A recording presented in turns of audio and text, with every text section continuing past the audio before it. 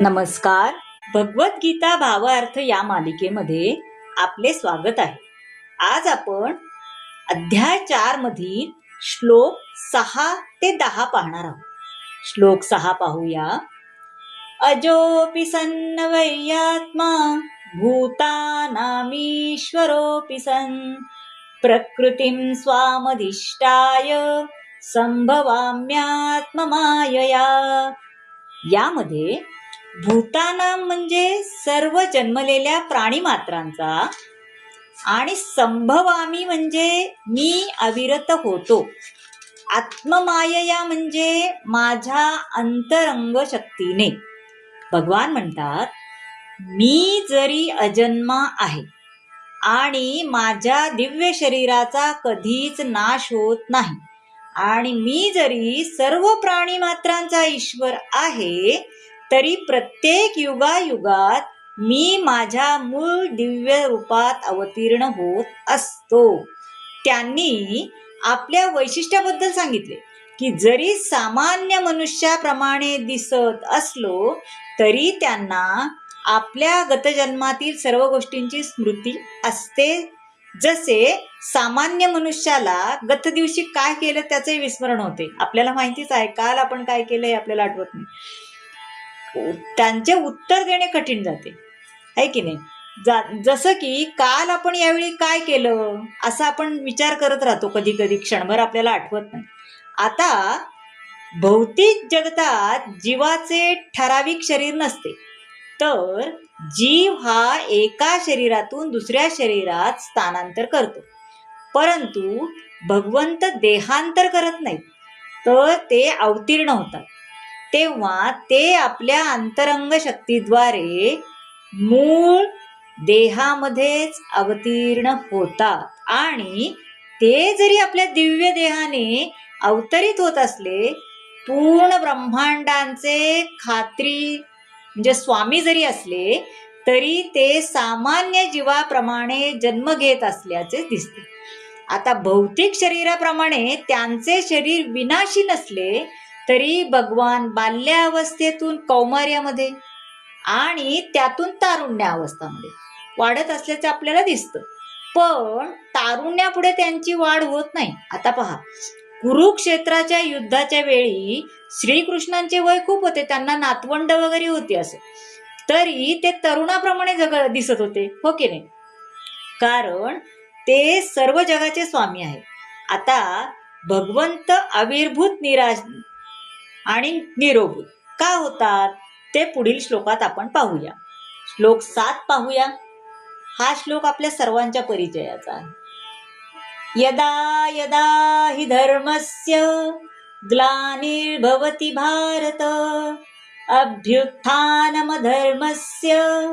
तदात्मानं सृजाम्यहम्. अभ्युत्थानम म्हणजे वर्चस्व. जेव्हा जेव्हा आणि जेथे जेथे धर्माचरणाचा ऱ्हास होतो आणि अधर्माचे वर्चस्व होते त्यावेळी हे भारता मी स्वतः अवतीर्ण होतो. या ठिकाणी सृजामी हा शब्द फार महत्वाचा आहे बरं का. सृजामी म्हणजे प्रगटतो. प्रत्येक अवतारामध्ये विशिष्ट परिस्थितीमधील विशिष्ट लोक जितके समजू शकतील तितकेच ते धर्माबद्दल उपदेश देतात. पण प्रत्येक अवतारात कार्य सारखेच असते, म्हणजे लोकांना भगवत भावना चूक होण्यास आणि धर्मतत्वाचे पालन करण्यास प्रवृत्त करणे, है की नाही. सर्वत्र कृष्ण भावनेची जागृती करणे हे अवतार कार्याचे प्रयोजन आहे. अशी भावना केवळ निरनिराळ्या परिस्थितीमध्ये प्रकट किंवा अप्रकट होते, है ना. आता श्लोक 8 पाहूया. परित्राणाय साधूनां विनाशाय च दुष्कृतां धर्म संस्थापनार्थाय संभवामि युगे युगे. पाहूया. परित्राणाय म्हणजे उद्धार करण्याकरता, दुष्कृता म्हणजे दुर्जन किंवा दुष्टांचा, भक्तांचा उद्धार करण्याकरता आणि दुष्टांचा विनाश करण्याकरता तसेच धर्माची पुनर्स्थापना करण्याकरता मी स्वतः युगायुगात प्रकट होतो. भगवद्गीतेमध्ये म्हणजे भगवद्गीतेनुसार साधू म्हणजे कृष्ण भावना भावित मनुष्य होय. एखादा मनुष्य अधार्मिक आहे असं दिसू शकते, पण जर तो कृष्ण भावनेच्या गुणांनी संपूर्णपणे युक्त असेल तर त्याला साधू समजले पाहिजे. ज्याप्रमाणे आता रावण आणि कंस या असुरांचा विनाश करण्यासाठी स्वतः भगवंतांना अवतरित व्हावे लागले है ना. असुरी लोक भक्तांचा छळ करतात है ना. एखादा भक्त जरी असुरांचा नातलग असला तरी असुरांकडून त्या भक्तांचा छळ होतो, जसा भक्त प्रल्हादाचा झाला. देवकी जरी कंसाची बहीण असली तरी तिचा कंसाने छळ केलाच. कंसाचा वध करण्यापेक्षा देवकीचा उद्धार करण्यासाठी श्रीकृष्ण अवतरित झाले होते. त्यांनी दोन्ही कार्य एकाच वेळी केली, भक्तांचा उद्धार आणि दुष्ट असुरांचा विनाश. हे करण्याकरता भगवान विविध अवतार धारण करतात. आता श्लोक 9 पाहूया. जन्म कर्म च मे दिव्यम मेव यो वेत्ति तत्वता त्यक्त्वा देहं पुनर्जन्म नैति मामेति सोऽर्जुना. हे अर्जुन, जो माझ्या जन्माचे कर्म आणि कर्माचे दिव्य स्वरूप जाणतो तो देहत्याग केल्यानंतर या भौतिक जगतात पुन्हा जन्म घेत नाही. तो माझ्या शाश्वत धामाची प्राप्ती करतो.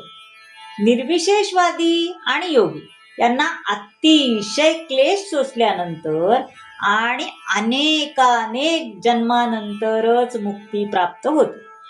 यानंतरही भौतिक जगतात त्यांना पुन्हा परतून येण्याची शक्यता असतेच, पण भक्ताला केवळ भगवंताच्या शरीर आणि कर्माचे दिव्य स्वरूप जाणल्याने शरीराला त्याग केल्यानंतर भागवत धामाची प्राप्ती होते आणि पुन्हा भौतिक जगतात परतून येण्याचा धोका नसतो.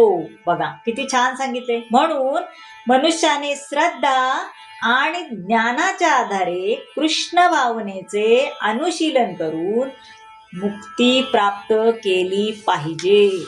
आता श्लोक 10 पाहूया. वितराग भय क्रोधा मन्मया मामुपाश्रिता बहवो ज्ञान तपसा पूता मद्भावमागता.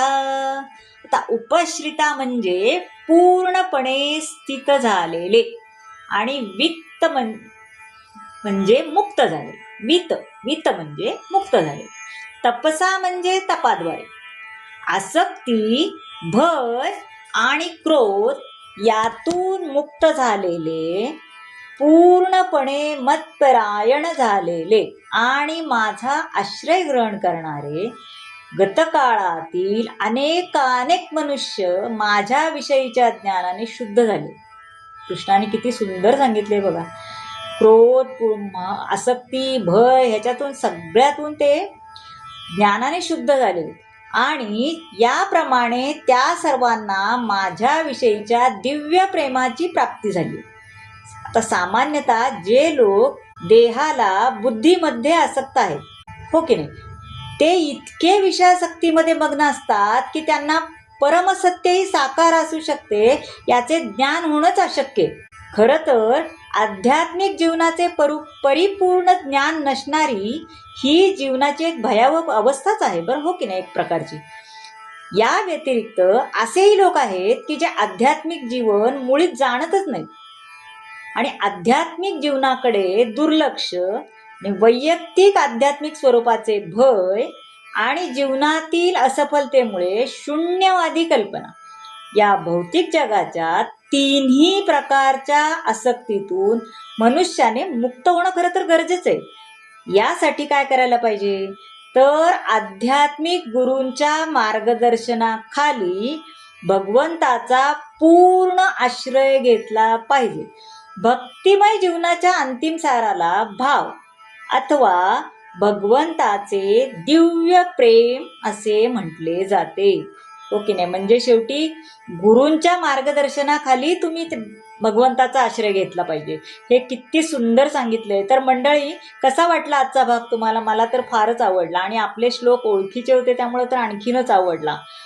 तर तुम्हाला जर आवडला असेल तर चॅनलला सबस्क्राईब करा, लाईक करा, शेअर करा, कमेंट करा. भेटूयात पुढच्या भागात.